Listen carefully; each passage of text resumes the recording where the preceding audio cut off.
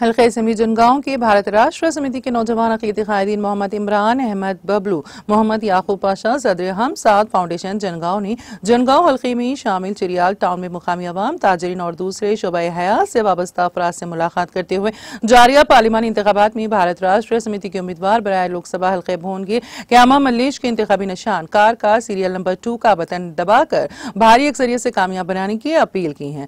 इस मौके पर उन्होंने बताया है कि तेलंगाना रियासत की तरक्की और अवाम उन्नास की जरूरियात की तकमील के लिए दरकार बजट हासिल करने के लिए पार्लिमानी उम्मीदवारों की कामयाबी जरूरी है। मुकामी रुकने असेंबली डॉक्टर पल्ला राजेश्वर रेड्डी ने भी अक़लियती कायदीन के दौरे से इजहार यगानिगत किया।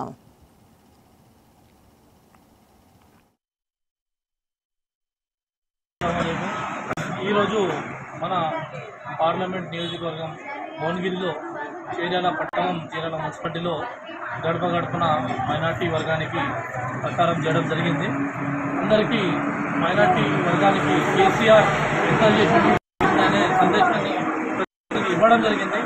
మైనార్టీ ప్రజలు ఎంతో సుఖంగా ఉన్నారు గడిచిన సంవత్సరాలలో, కానీ ఇప్పుడు కాంగ్రెస్ ప్రభుత్వం వచ్చిన తర్వాత అన్ని బంద్ అయిపోయినాయి। ఏ బంధు కూడా ప్రజలకు అందలేదు।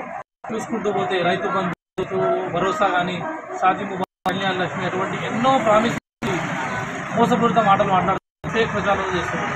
అలాగే నా మైనార్టీ సోదరులకు పార్లమెంట్ నియోజకవర్గాన్ని తెలంగాణ రాష్ట్రం మొత్తానికి ఈరోజు మా మిత్రుల ద్వారా తెలియజేయమనగా, ముఖ్యంగా కాంగ్రెస్ ప్రభుత్వం వాళ్ళు ప్రజలను, ముస్లిం మైనార్టీ ప్రజలను తప్పుదోవ పట్టిస్తున్నారు।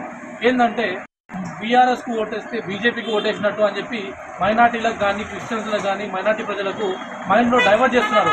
అది పెద్ద తప్పు। ఎందుకంటే ఒకవేళ బీఆర్ఎస్ బీజేపీతో పొత్తులో ఉంటే ఈరోజు కవితమ్మ ఎందుకు జైల్లో ఉంటుండే? కవితమ్మ జైల్లో ఉండదు। కాబట్టి మోడీకి ధీటుగా ఉండడానికే మన కేసీఆర్ గారు టీఆర్ఎస్ పార్టీని బీఆర్ఎస్ పార్టీ చేయడం జరిగింది। ఎందుకంటే దేశంలో కూడా కేసీఆర్ పేరు ప్లస్ తెలంగాణ రాష్ట్రం పేరు మారుమోగాలనే ఈ రోజు ఉన్న